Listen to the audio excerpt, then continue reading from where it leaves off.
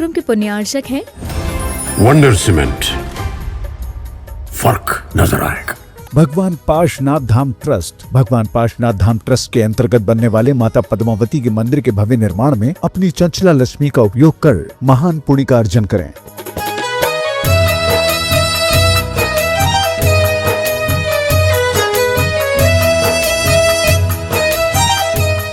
ओम नमः सिद्धेभ्यः, ओम नमः सिद्धेभ्यः, ओम नमः सिद्धेभ्यः। नमः श्री वर्धमानाय निर्धूत कलिलात्मने सालोकानां त्रिलोकानां यद विद्या दर्पणायते। अहिंसा परमो धर्म की, महावीर भगवान की। प्रातः स्मरणीय परम पूजाचार्य गुरुवर श्री विद्यासागर जी मुनि महाराज की जय।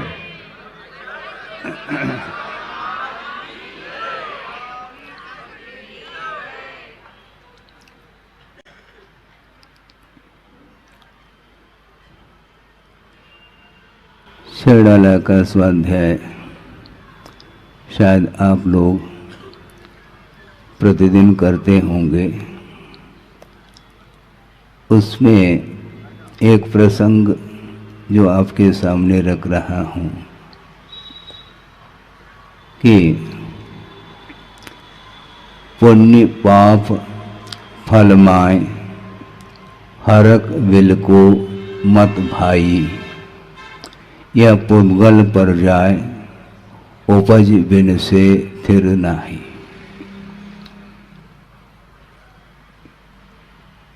ये पुद्गल का परिणमन है।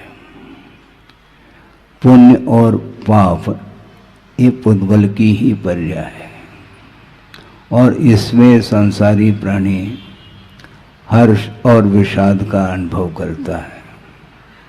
ये धूप और छाव की भांति पल पल में परिवर्तन संसार में देखने को मिलता है और जिस समय पुण्य का जोर मारता है उस समय वह फूला नहीं समाता है, किंतु अगले ही पल में जब पाप का उदय सामने आता है उस समय वह विषाद का अनुभव करता है, उदास पाता है अपने आप को।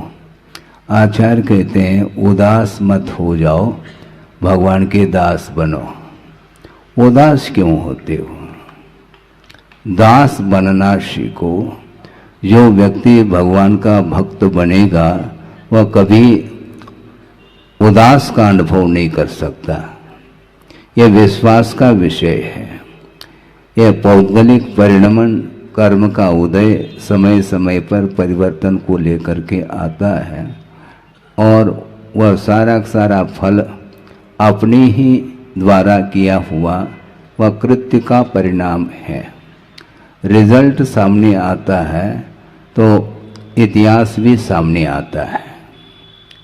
इतिहास के बिना वह परिणाम आता नहीं है। न जाने अतीत भाव में कितनी बार इस संसारी प्राणी ने भिन्न भिन्न प्रसंगों पर भिन्न भिन्न परिणाम किए हैं और उसका फल पाने के लिए उसे विभिन्न गतियों में जाना पड़ता है। जाना कोई नहीं जाता चाहता, किंतु जाना तो पड़ेगा, क्योंकि कृत्य किया है तो फल तो भोगना ही पड़ता है। कर्म कोई अन्य व्यक्ति करे और उसका फल कोई दूसरा पाए, ऐसा होता नहीं है। इसलिए करते समय होश हवास के साथ कार्य करना चाहिए। कल चर्चा चल रही थी अज्ञात भाव को लेकर के, उसको आपके सामने रखना चाहता हूँ। आमतौर से अज्ञात का अर्थ ये जानने में आता है कि मुझे ज्ञात नहीं जिसका नाम अज्ञात, जबकि यह लक्षण अज्ञात का नहीं है।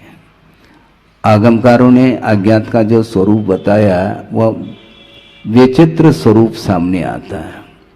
अज्ञात का अर्थ मुझे ज्ञात ने ऐसा अर्थ नहीं, किंतु उन्मत्तता के कारण, प्रमाद के कारण बिना सोच विचार किए जो प्रवृत्ति की जाती है उसका नाम अज्ञात कहा है।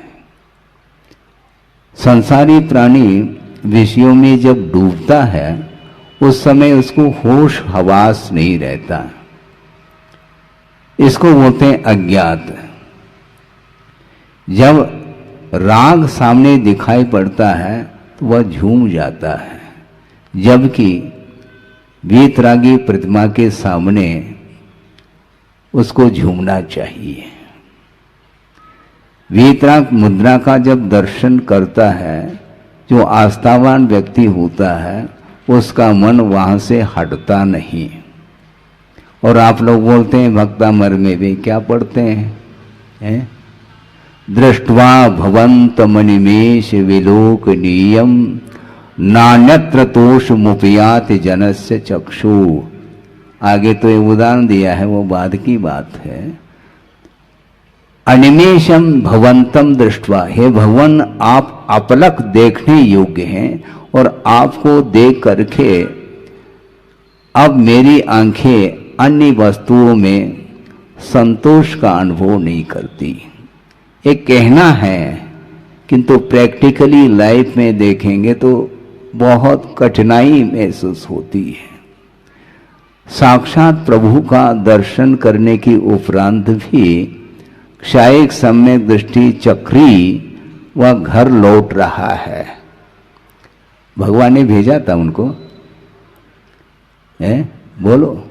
भगवान न किसी को भेजते हैं न बुलाते हैं, किंतु भगवान के प्रति जिसकी आस्था होती है वह दूर भी क्यों न हो वह आ जाता है। और सभा में भी काफ़ी दूर दूर से आए हैं, उनके लिए भी हमारा संकेत यही है। कोई बॉम्बे से, कोई दिल्ली से, कोई आगरा से, अन्य महानगरियों से आए हैं। निमंत्रण किसने दिया? भगवान ने दिया क्या? न भगवान दे सकते हैं, न भगवान के अनुयायी श्रवण दे सकता है। इसके उपरांत भी जिसकी रुचि धर्म के प्रति होती है वह कितने ही वह दूर क्यों न हो, वह पुरुषार्थ करके एक बार धर्म श्रवण करने का अथवा दर्शन करने का भाव उसके अंदर आता है। तो मैं ये कह रहा हूं, कौन भेज रहा है चक्री को? दृष्ट्वा भवंतम अनिवेशनीयम, अनिमेष देखने योग्य प्रभु का दर्शन करने के बाद भी वह घर का आकर्षण क्यों नहीं छूट रहा है? बहुत बड़ा प्रश्न है ये। लगता ऐसा है कि प्रभु से भी कोई प्रभावक वस्तु है जिसके पास वह लौट करके जा रहा है। ये विडंबना है। इसी को बोलते मोह कर्म का जबरदस्त प्रभाव रहता है। जब तक प्रभु के चरणों में रहता है तब तक वह पूजन अर्चन का भाव रखता है। उसके बाद फिर कहाँ जाना? जहां से आए वहीं जाना, वो तो क्लियर है। रिटर्न टिकट भी साथ में ही रहता है। हाँ, रिजर्व रहता है वह टिकट, क्योंकि ये आखिर उसकी भूमिका क्या है? अपनी भूमिका के अनुरूप जो कर रहा है बहुत ओवर कर रहा है, मैं मानता हूं। क्योंकि चारों ओर यह जो राग का जो दृश्य देखने में आ रहा है, उसको गौण करके प्रभु के चरणों में आना ये बहुत बड़ा शुभ लक्षण माना जाता है। तो इसलिए हर विलखो मत भाई ऐसा कह रहे हैं। किसमें हर्ष और विषाद का अनुभव करता? पुण्य और पाप के फल में। पुण्य करता है तो समय पर उसका उदय आता है, वही फल माना जाता है, और उस फल को देख करके वह हर्षित हो जाता है और उसके फल को भोगने का भाव रखता है। जिस समय पुण्य के फल को भोगने का भाव रखता है वह बिना राग के भोगा नहीं जा सकता, और राग के साथ वह भोगता है उसी समय पुनः वह पाप का अर्जन करता है। हाँ, पुण्य मोक्ष मार्ग में बाधक नहीं, किंतु जो पुण्य का फल है उसको चाव से जो भोग रहा है उसके माध्यम से पाप का अर्जन होता है, तो निश्चित रूप से उसकी गाड़ी रिवर्स हो जाती है।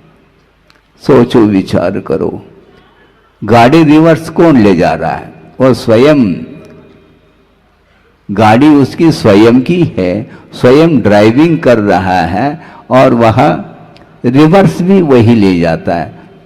आज्ञा किसकी है रिवर्स लेने के लिए? न भगवान की है न और किसी की है, स्वयं की ही आज्ञा है, स्वयं की ही भाव हो जाते हैं लौटने का। लौटते क्यों हो? लौट करके पुनः उसी स्थान पर जाना जिस स्थान से आए हैं, तो वहां पर ऐसी कौन सी वस्तु है जो आकर्षक है, जो प्रभु से भी आकर्षक हो, ऐसा लगता है? यदि नहीं है तो लौट क्यों रहे आप? हैं? कब हो न निज घर आयो, ये पंक्ति तो बोलते हैं, किंतु निज घर अर्थात जहां से आए वहीं पर जाता है। ये वस्तुतः ये अनादिकालीन संस्कार मोहजन्य होने के कारण यह बार बार पुनरावृत्ति हो रही है। इस पुनरावृत्ति को रोकने के लिए ही धर्म का सहारा लिया जाता है। मात्र धन का जो सहारा लेता है वह धर्म से दूर हो जाता है, किंतु धन के सहारा लेते हुए भी यदि धर्म को प्रमुख मानता है तो वह धार्मिक क्षेत्र में भी उस वित्त का सदुपयोग करता है, जैसा आपके सामने एक सज्जन ने किया। हाँ,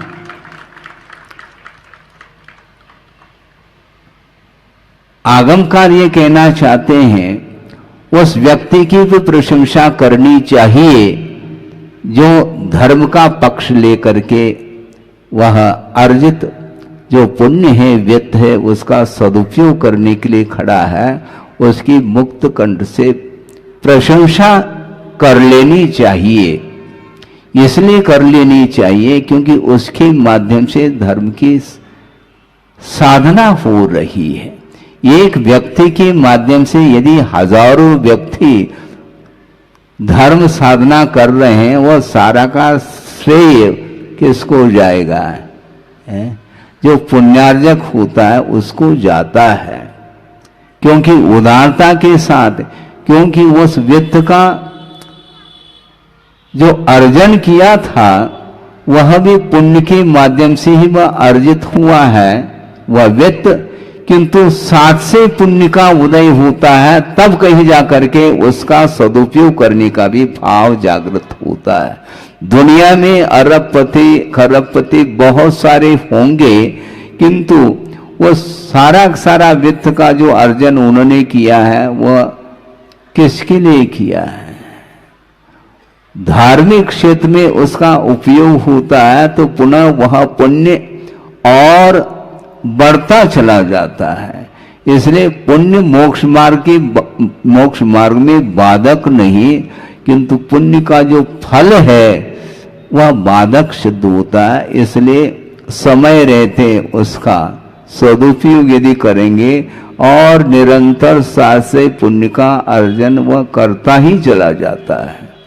हाँ, चक्रवर्ती ने कोई दुकान नहीं खोली है, कोई फैक्ट्री नहीं खोली। सुन रहे हैं आप?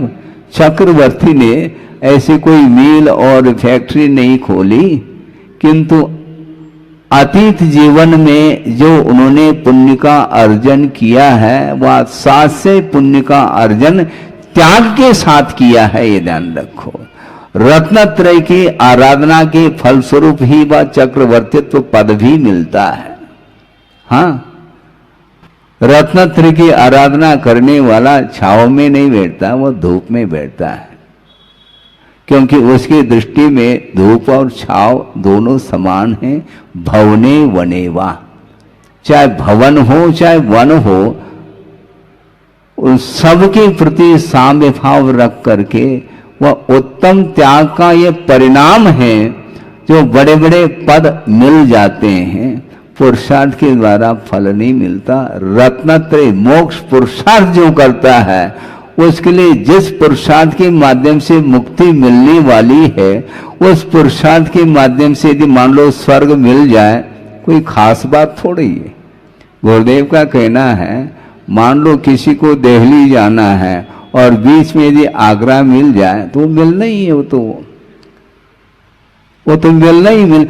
उद्देश्य आगरा जाने का थोड़ा ही है, दिल्ली जाने का उद्देश्य है। उसी प्रकार मोक्ष पुरुषार्थ करने वाले का जो लक्ष्य है कि वह केवल बंधन से मुक्त होना, उसका टारगेट है और कोई गेट नहीं उसका।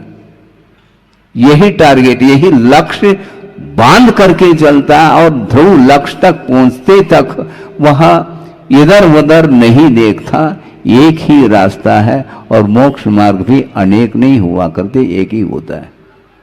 दिल्ली का रास्ता अलग है, बॉम्बे का अलग है, कलकत्ता का अलग, सब रास्ते अलग अलग है। कॉलोनी बहुत सारे हैं, महानगरी बहुत सारे हैं, किंतु मार्ग जो है ना मोक्ष का एक ही है। इसलिए लौटना नहीं। मान लो लौट जाओ तो भी वापिस, क्योंकि एक बार प्रभु का दर्शन कर लेता है तो लौटने के बाद भी वह पुनः पुनः आता है, क्योंकि उसके धार्मिक संस्कार प्रगाढ़ होते चले जाते हैं। तो इतनी प्रगाढ़ता आ जाती तो वह फिर बाद में लौटने का भाव भी नहीं करता। इसलिए हर्ष और विषाद का जो भी अनुभव हो रहा है वह केवल पौद्गल की पर्याय को लेकर के है। पौद्गलिक परिणति, गुरुदेव ने ये कहा था, सर्वम इदम पौद्गलिकम। जो कुछ भी देखने में आ रहा है वह पौद्गलिक परिणति है, जड़ की परिणति है। और जड़ की परिणति को देखते हुए संसारी प्राणी जड़ हो रहा है। चेतन होकर के भी जड़ से प्रभावित होना ये ठीक नहीं, जबकि चेतन से जड़ प्रभावित नहीं होता। जड़ कभी भी ये नहीं कहता मुझे देखो, जड़ ये नहीं कहता कि मुझे सूंघो, मुझे सुनो, मुझे चखो।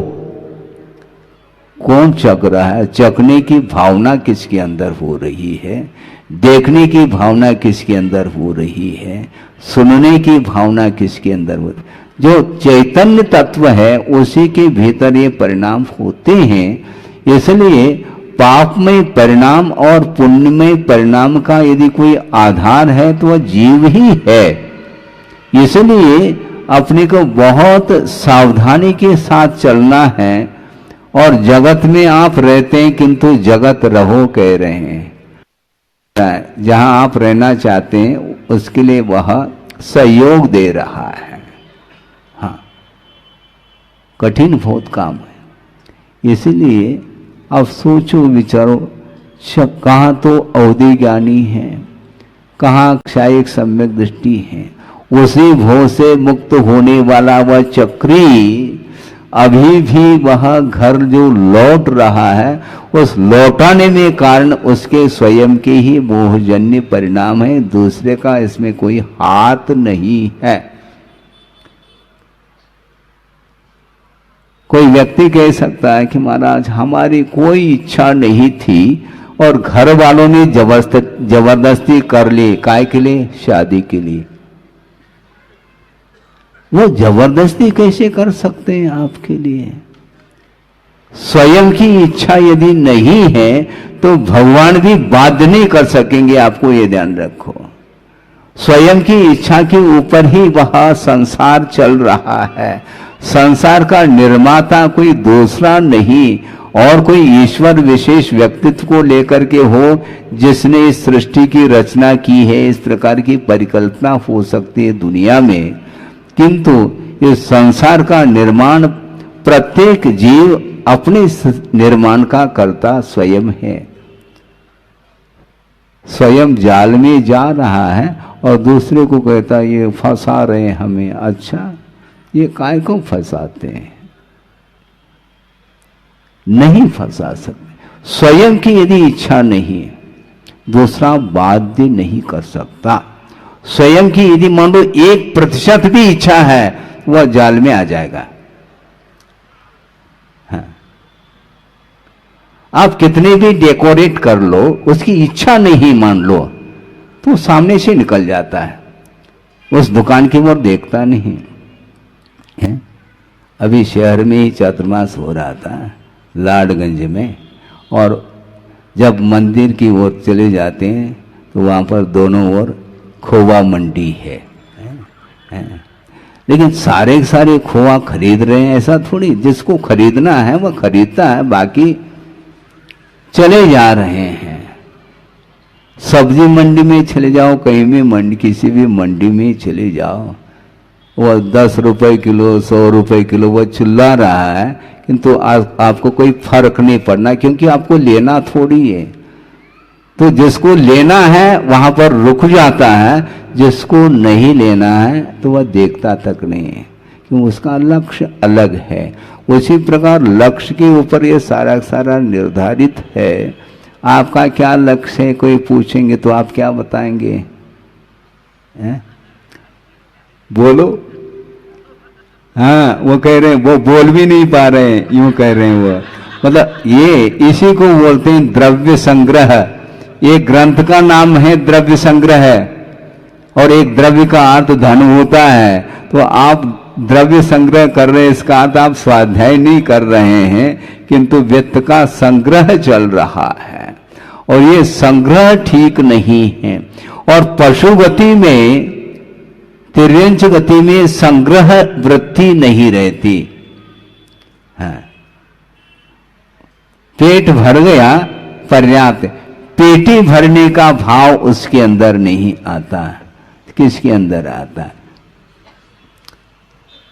दुकान को कौन खोल रहा है? उसका ना कोई दुकान है, ना मकान है, जमीन है, जायदाद कुछ भी नहीं है।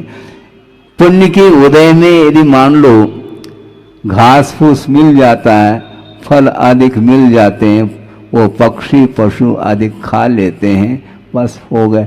नहीं मिलता है तो भगवान भरोसे पर उसका जीवन चलता है। बहुत विचित्र दशा है। मनुष्य के लिए सब कुछ प्रबंध है, और प्रबंध कारिणी कमेटी भी उसी की है। पशु में कोई प्रबंध कारिणी कमेटी हमने नहीं सुनी। आपने सुनी है क्या? है ही नहीं कोई कमेटी उसकी। और प्रबंध इसको चाहिए मानव के लिए। इसके बाद भी वह कमी महसूस करता है, और आवश्यकताएं उसकी बढ़ती बढ़ती चली जाती है।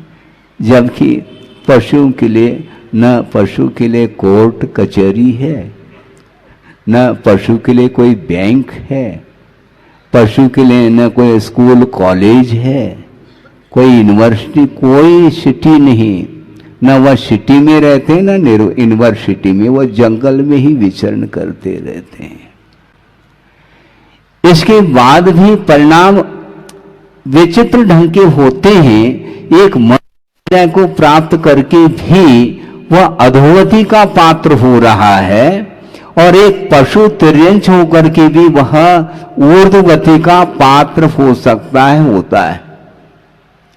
पशु सारे सारे अधोगति के पात्र होते हैं ऐसा तो है नहीं, कहीं पढ़ा तो नहीं आपने।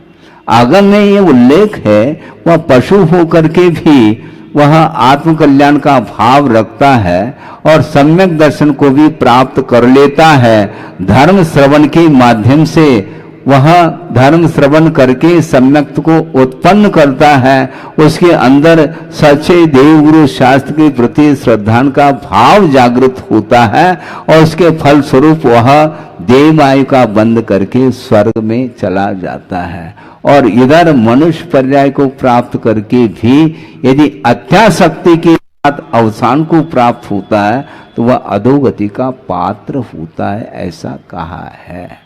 इसलिए अब सोचो, विनाश और विकास किसके ऊपर निर्धारित? अपने ही परिणाम के ऊपर निर्धारित है। सोचो, विचार करो।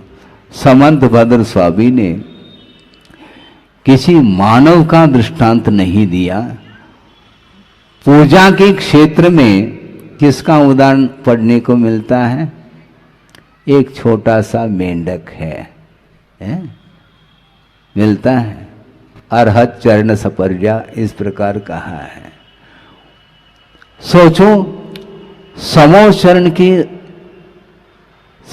के दर्शन के लिए सारे लोग पूजन सामग्री लेकर के जा रहे हैं पूजन अर्चन करने के लिए, और वह सैनिक भी हाथी पर सवार हुआ है और वो भी जा रहा है। और वह छोटा सा वह मेंढक, वो क्या किया उसने, एकेन कुसुमेन राजगृहे, एक फूल की पंखुड़ी को वह अपने मुख में दबा करके वह जा रहा है प्रभु के दर्शन के लिए। और बीच में ऐसा संयोग मिल जाता है, अतीत का जैसा भी कर्म का योग हो, और उसी श्रेणी के हाथी के नीचे वह अवसान को प्राप्त होता है।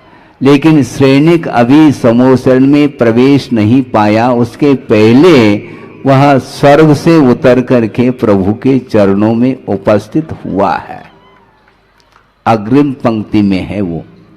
हाँ, और सैनिक जाकर के प्रभु का दर्शन कर लेता है और उस ओर दृष्टि जाती है। सारे मुकुट को पहने हुए देव हैं, किंतु एक ऐसा कौन सा देव है जिसके मुकुट में मेंढक का चिन्ह क्यों है, ये इतिहास बता रहा है। पूछा प्रभु इसके मुकुट में मेंढक का चिन्ह क्यों? सुनो इतिहास, ये इतिहास साक्षी है।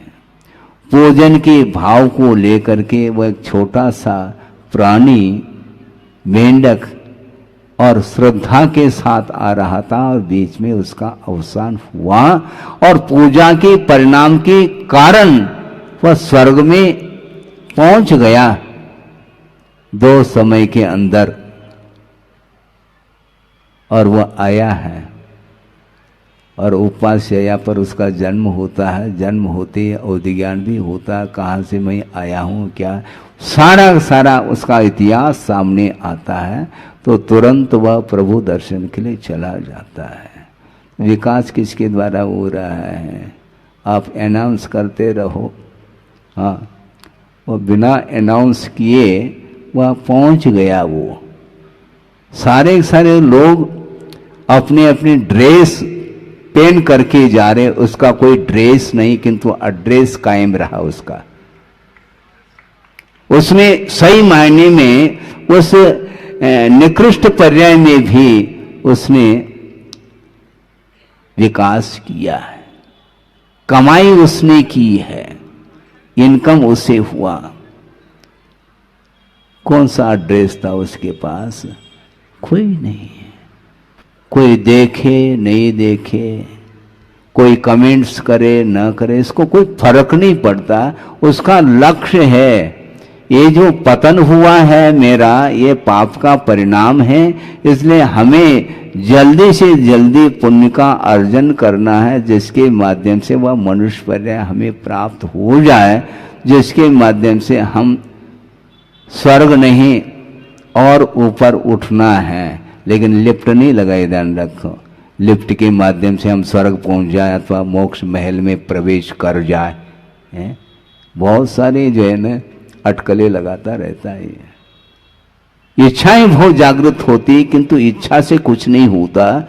कि वस्तुतः आपका समर्पण भाव यदि है और समीचीन यदि पुरुषार्थ करते हैं, तो निश्चित रूप से बिना मांगे उस पुरुषार्थ के बल पर आपको मिलना ही मिलना है।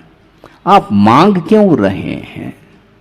ये मांगना छोड़ दो, याचना छोड़ दो, वाचना करो, स्वाध्याय करो, वाचना करो, याचना मत करो। वाचना तो करो नहीं, स्वाध्याय तो करता नहीं, और बस याचना करता करता प्रभु के सामने हाथ जोड़ करके खड़ा रहता है। प्रभु कहते हैं तुम हाथ क्यों जोड़ रहे हो? पहला हाथ दिखाया था इसलिए पतन हुआ है, अब ध्यान में आ रहा है हाथ जोड़ने का। हाथ जोड़ो भीतर से, हाथ तो जोड़ दिया, मन भी तो जोड़ो। प्रभु के सामने तुम्हारा शरीर खड़ा है, किंतु मन भी प्रभु के चरणों में होना चाहिए। इसको बोलते हैं भावात्मक धर्म है। मैं इन क्रियाओं को गौण नहीं करना चाहता। ये क्रियाएं, इसका निषेध नहीं, किंतु इन धार्मिक क्रियाओं के पीछे हमारा जो उद्देश्य है वह भी पवित्र उद्देश्य होना चाहिए। आप पंच कल्याणक करने जा रहे हैं, आप करने जा रहे हैं कि भगवान का हो रहा है? क्यों आप अनाउंस क्या कर रहे हैं? कल्याण प्रभु का होना है, आपका क्या होना है? पंच कल्याणक देखने से आपका कल्याण होना है, उनका वो तो करते चले जा रहे हैं, वो तो उनका तो प्रैक्टिकल पेपर है, आप केवल दृश्य देख रहे हैं। किंतु देखने से भी श्रद्धा में मजबूती आती है। श्रद्धा नहीं है तो उत्पन्न होता है, और श्रद्धा लेकर के आया है तो उसमें और सम्यक तो वर्धनी क्रिया इसी को बोलते हैं। सम्यक दर्शन में यदि वृद्धि होती है तो सच्चे देवगुरु शास्त्र की उपासना के माध्यम से ही सम्यक दर्शन में और निखार आता है। इसलिए आप दूर दूर से आए हैं, आपसे भी दूर से मैं आया हूं, क्योंकि तीन लोक में कहां पर था, मेरा आती जीवन किस कोने में था किसी को ज्ञात नहीं है, तो आपसे भी मैं दूर से आ रहा हूं। किंतु प्रभु के चरणों में निकट पहुंचने के उपरांत हमारा संसार भी समाप्त हो सकता है, होता है। इसलिए ये आकर्षण से बचिए आप। गुरुदेव ने 40-45 नहीं 50 साल लगभग क्षेत्र पर ही व्यतीत किया है उन्होंने। सिद्ध क्षेत्र, अस्य क्षेत्र में ही वर्षा योग, शीत योग, ग्रीष्म योग सब व्यतीत किए, और उसमें इस पवित्र स्थान में रह करके उन्होंने आत्मा की साधना ही की है। और उसमें जो साधना करना चाहता है, कल्याण करना चाहता है, इस भाव को लेकर के कोई आता है तो उनके लिए भी उन्होंने मार्ग प्रशस्त किया है। अब मुझे मार्ग प्रशस्त करने की कोई आवश्यकता नहीं है। प्रशस्त करके गए हैं, उसको प्रशस्त रखना चाहिए हमें। हमारे परिणामों के माध्यम से वह मार्ग अप्रशस्त ना हो, इस प्रकार सावधानी के साथ हमें मार्ग पर चलना है। और जो चलना चाहता है उसके लिए मार्ग के आगम के अनुरूप ही उसको संबोधित करने की आज्ञा है। हाँ, ऑनलाइन नहीं, बाईपास नहीं, बाईपास में तो बाईपास होता है। हाँ, राजमार्ग बिल्कुल इधर उधर पगडंडी नहीं, राजमार्ग एक ही मार्ग है, मोक्ष मार्ग, उस पर चलना है। और जो भीतर से चलता है तो उसके लिए अब ज्यादा देरी नहीं, बहुत अत्यल्प काल में अपने लक्ष्य को वह पूर्ण कर सकता है। आपका समय हो गया है, लगभग आधा घंटा 40 मिनट हो गया, ठीक है ना? अब है क्या? और तो कहेंगे महाराज आप बंद मत करो। अरे बंद करना बंद करो तो अपने आप उपदेश की आवश्यकता नहीं पड़ेगी। 15 मिनट भी 10 मिनट भी यदि मान लो आगम के अनुरूप आप स्वाध्याय आदि करते हैं तो उसका फल तो सामने आता है। ज्यादा और कम से कोई मतलब नहीं। हम इन दिनों में चर्चा का विषय बनाते हैं, किसी के पास सम्यक दर्शन है तो उसके पास सम्यक ज्ञान भी है, फिर तनाव नहीं आना चाहिए। इनके पास ज्यादा है, हमारे पास कम है। कम ज्यादा से कोई प्रयोजन नहीं, समीचीन ज्ञान होना चाहिए। सम्यक ज्ञान यदि आपके पास है, निश्चित रूप से टिकट कट गया है।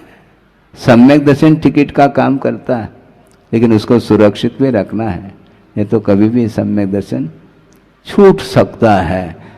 इसलिए आपने समर्पण भाव के साथ सम्यक दर्शन को उपलब्ध किया है और वह मोक्ष मार्ग की प्रथम सीढ़ी है। अभी बहुत सारी सीढ़ी चढ़ना है, इसलिए वो सम्यक दर्शन के आधार से ही हम संसार का अंत कर सकते हैं। सबका संसार अंत को प्राप्त हो, इस पवित्र भावना के साथ अहिंसा परमो धर्म की जय। बोधि समाधि परिणाम शुद्धि स्वात्मोपलब्धि शिव शोक शुद्धि चिंतामणिम चिंतित वस्तुदाने वामंद मानस्य ममास्तु देवी। परम पूजाचार्य गुरुवर श्री विद्यासागर जी मुनि महाराज की जय। ओम नमः सिद्धेभ्यः, ओम नमः सिद्धेभ्यः, ओम नमः सिद्धेभ्यः। नमः श्री वर्धमानाय निर्धूत कलिलात्मने सालोकानां त्रिलोकानां यद विद्या दर्पणायते। अहिंसा परमो धर्म की, महावीर भगवान की। प्रातः स्मरणे परम पूजाचार्य गुरुवर श्री विद्यासागर जी मुनि महाराज की जय।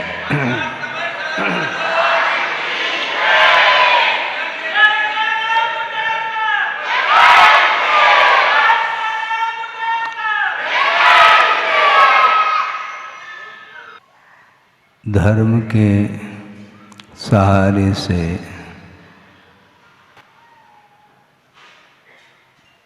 धर्म का आलम्बन लेने से आत्मा की उन्नति होती है, यह श्रद्धान का विषय बनता है। और जिसके अंदर यह श्रद्धान, यह आस्था जगी है, वह परोक्ष में भी प्रत्यक्ष जैसा अनुभव कर सकता है। यहाँ से विदेह क्षेत्र बहुत दूर है, वहाँ पर जाना संभव नहीं इस भाव में, किंतु वहाँ के उस दृश्य को यहाँ पर देखा जा सकता है। आस्था के बल पर ही देखा जा सकता है। और 720 समोशरण की रचना सागर समाज ने बड़े उत्साह के साथ विमल सागर जी के सानिध्य में विधान संपन्न हो रहा है।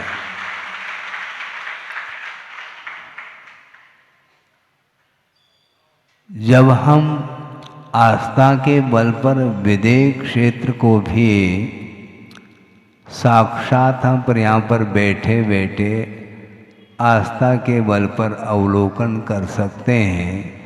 विदेह क्षेत्र बहुत दूर है, तो सागर का दृश्य भी मैं यहाँ बैठे बैठे देख सकता हूँ। बार बार सागर समाज के लोग आकर के निवेदन करते हैं, निवेदन को सुनने में कोई बाधा तो है नहीं, लेकिन उसका आनंद आप लोग लूट रहे हैं, लेकिन उससे भी ज़्यादा आनंद मुझे आ रहा है, ध्यान रखो। आनंद जो आता है वह बिना आस्था के संभव ही नहीं। वस्तुतः हमने पहले भी ये प्रसंग बनाया था, समय कम है, लेकिन फिर भी इस प्रसंग को आपके सामने रखना चाहता हूँ कि मोक्ष मार्ग में सुख है कि नहीं। बहुत बड़ा प्रश्न है, आपका क्या मन है? तो हमें पूछना चाहते हैं कि मंजिल में सुख मिलता है क्या मार्ग में? मोक्ष में सुख है कि मोक्ष मार्ग में? सुनो तो, इसीलिए तो हम कहना चाह रहे हैं क्योंकि दो ही प्रकार का सुख होता है, एक तो विषयजन्य सुख होता है और एक विषयातीत सुख होता है जो कि मोक्ष में उपलब्ध होता है। एक इंद्रिय आश्रित सुख होता है और एक इंद्रियातीत सुख होता है। तो आपको कौन सा सुख प्राप्त हो रहा है? इंद्रियातीत तो संभव है नहीं, और इंद्रियजन्य जो सुख है वह वैश्विक सुख माना है। तो ऐसी स्थिति में प्रश्न बहुत खड़ा ज्यों का त्यों रह सकता है कि मोक्ष मार्ग में सुख है कि नहीं, क्योंकि मोक्ष मार्ग पर जो आरूढ़ होता है वह श्रवण अथवा अनुवृत्ति आदि। अब श्रवण को लेकर के आपके सामने रख रहा हूं। वो श्रवण के पास एक टका नहीं है, सब छोड़ दिया, परिवार को छोड़ दी, बदन पर जो वस्त्र थे उसको भी उतार दिया, 10 प्रकार के जो बाह्य परिग्रह है उसका विमोचन कर लिया। अब विषयजन्य सुख तो उनको मिलना है नहीं, क्योंकि पांचों इंद्रियों के ऊपर उन्होंने विजय प्राप्त कर लिया। अब इंद्रियजन्य सुख तो उनको मिलना है नहीं और मोक्ष सुख है नहीं वर्तमान में मार्ग में। तो ऐसी स्थिति में प्रश्न ये उठता है कि मोक्ष मार्ग में सुख है कि नहीं है, तो किस आधार से कह रहे हैं आप? वह जो मोक्ष मार्ग में सुख है वह वस्तुतः आस्था जन्य सुख है, ऐसा इसका आशय है। आस्थागत ही सुख है। जिसके अंदर आस्था नहीं है वह श्रवण भी बन जाए तो भी उसको सुख मिलने वाला नहीं है।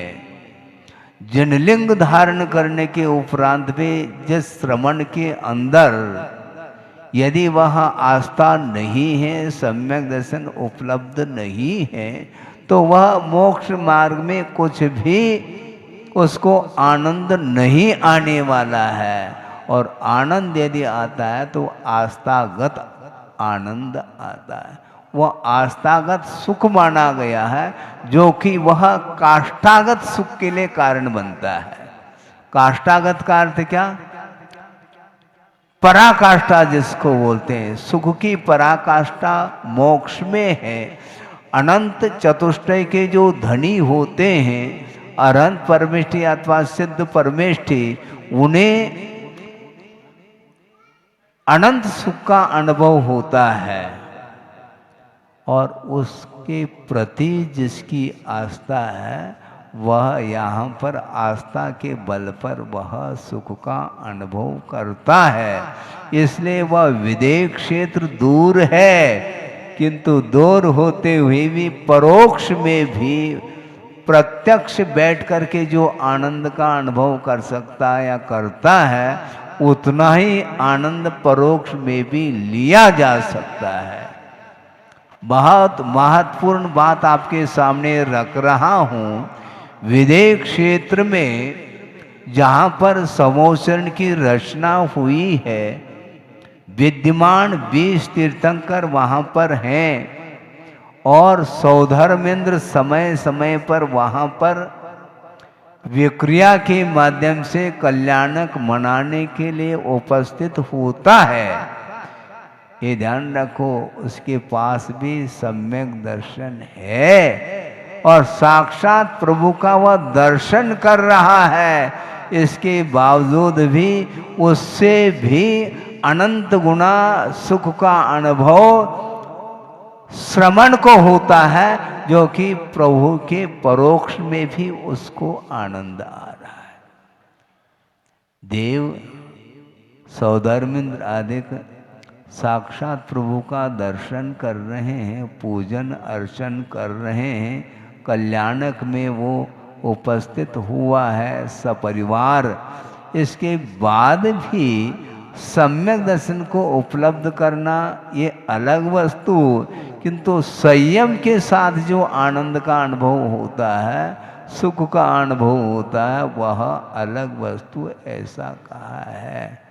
तो मुकुट सौधर्मेंद्र मुकुट लगा करके आया। हाँ ठीक, लगा करके आओ।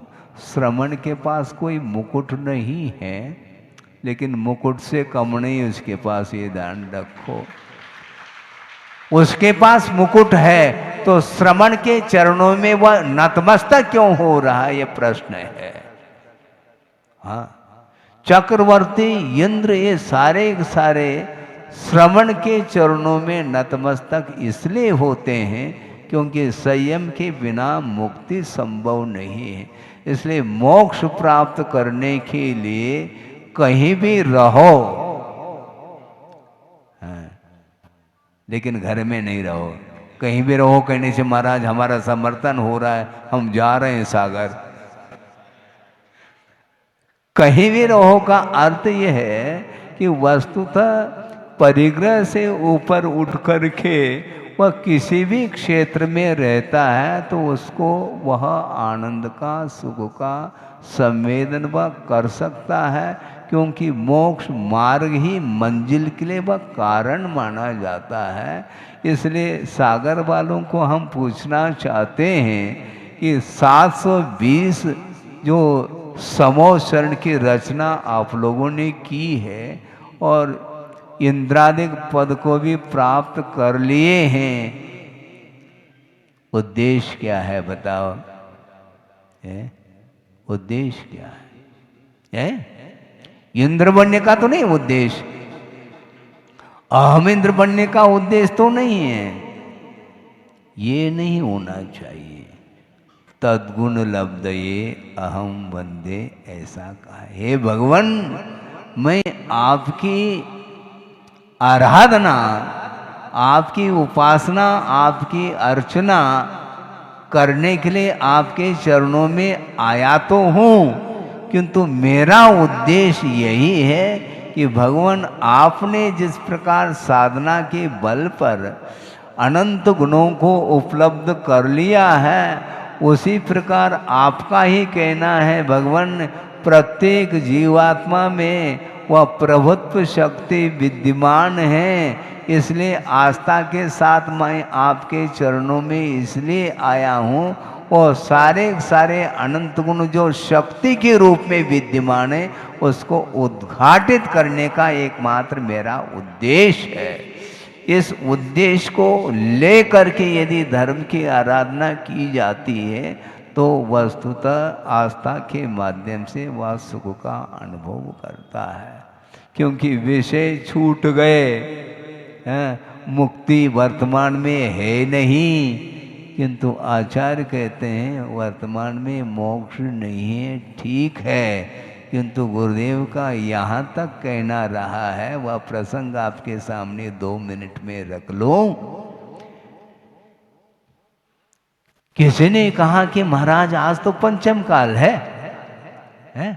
और पंचम काल है तो चाहे श्रावक हो, चाहे अनुव्रति हो, चाहे श्रमण हो, दोनों को मुक्ति नहीं मिलेगी, पक्की बात है। और दूसरी बात है कि वर्तमान में अनुव्रत अथवा महाव्रत अंगीकार करके यदि स्वर्ग में पहुंचेगा तो 16 स्वर्ग के आगे तो पहुंच नहीं सकता कोई भी। तो इसलिए मुनि बनने की क्या आवश्यकता है? हम श्रावक व्रत का पालन करके आपके बराबर वहीं पर मैं आ जाऊंगा, आप भी जाओगे तो 16 स्वर्ग ही तक ही जाओगे, उसके आगे तो कोई गुंजाइश ही नहीं। इसी प्रकार हम भी अनुव्रत का, प्रतिमाओं का पालन करके वहाँ तक पहुँच जाएंगे, क्योंकि पंचम काल में मुक्ति तो है नहीं। तो गुरुदेव ने उनको ये कहा, ये ध्यान रखो, किसने कहा है कि पंचम काल में मुक्ति नहीं है? तो आप लोगों को भी एक क्षण के लिए विकल्प हो सकता है कि महाराज पंचम काल में मुक्ति होगी क्या? हाँ बिल्कुल। मोक्ष बोलते किसको?